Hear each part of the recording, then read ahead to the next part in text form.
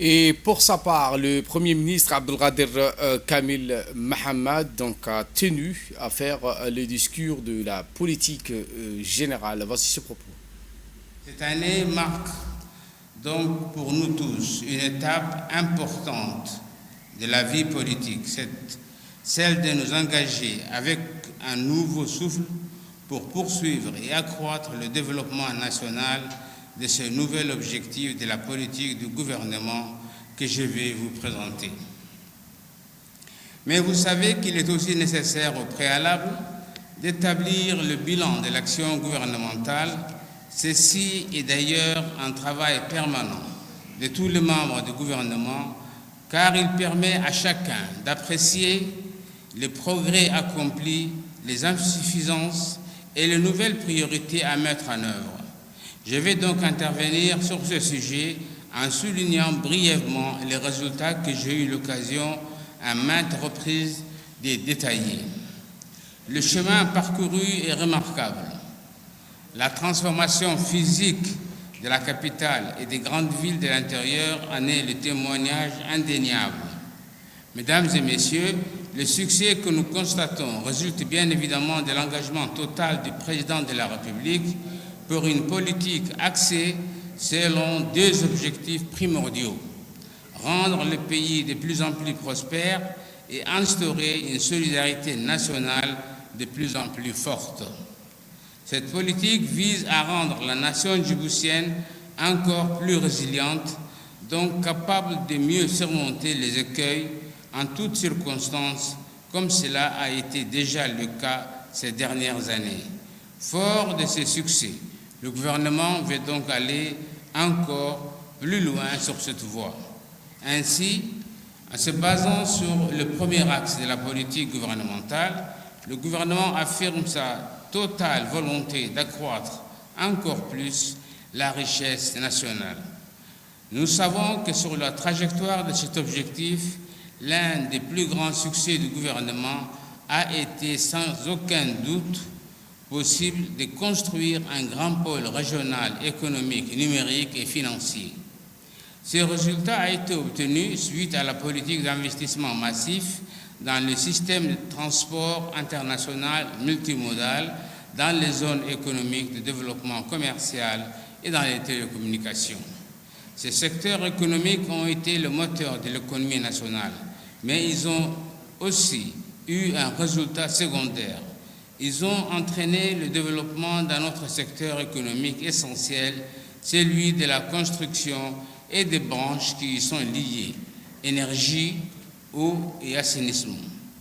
Ainsi, des investissements privés très importants ont pris le relais des investissements publics, créant de ce fait une synergie favorable à une forte croissance nationale. Mesdames et messieurs, parmi les indicateurs utilisés pour mesurer le développement de notre économie, le gouvernement suit ceux qui définissent une économie résiliente, car ils expriment notre autonomie. La résilience de notre économie a pu être constatée en 2023 et en 2024.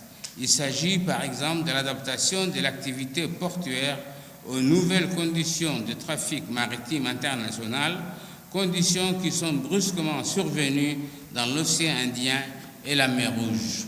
Contrairement aux prévisions pessimistes de cette époque, dès 2023, le trafic marchandises des ports de Djibouti a augmenté par rapport à celui de l'année précédente de 35,2%. De même, l'augmentation annuelle du trafic de transbordement a été près de 940%, ce qui constitue les meilleurs résultats obtenus dans cette catégorie avant la pandémie. D'un autre côté, le secteur de la construction a démontré également la faible incidence des conflits régionaux et mondiaux sur lui, malgré la hausse des prix des produits importés, qui a impacté notre pays suite aux conflits mondiaux. De nouveaux centres commerciaux et de nouvelles cités se sont rajoutés aux anciennes zones commerciales et d'habitation, induisant de ce fait une consommation des ménages en hausse.